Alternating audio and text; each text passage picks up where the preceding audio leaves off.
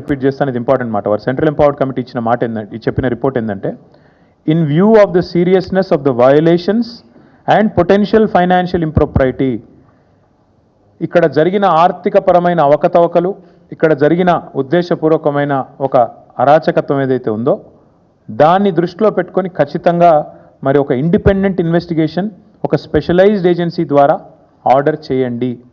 ఇది నా మాట కాదు, సెంట్రల్ ఎంపవర్డ్ కమిటీ వారు ఇచ్చిన రిపోర్ట్. అంటే ఎగ్జాక్ట్గా ఇదే మాట నేను ఇక్కడ కూర్చొని వారం రోజుల కింద చెప్పాను. ఈ 10,000 కోట్ల కుంభకోణాన్ని బయటికి రావాలి అంటే, ఈ రాష్ట్ర ప్రభుత్వం చేసిన తప్పు బయటికి రావాలి అంటే RBI, serious fraud investigation office SFIO, CVC, CBI జోక్యం చేసుకోవాలి అని చెప్పి నేను ఇప్పటికే కోరినాను. వాళ్ళ మా వాదనను సమర్థిస్తూ, మా వాదన కరెక్టే అని చెప్తూ ధృవీకరిస్తూ మరి ఇవాళ సెంట్రల్ ఎంపవర్డ్ కమిటీ ఇచ్చిన రిపోర్ట్ కూడా సుప్రీంకోర్టు చేతిలో ఉంది. కేంద్ర ప్రభుత్వం కూడా ఇప్పటికే పరిగణలోకి తీసుకుంటుందని మేము అనుకుంటా ఉన్నాం.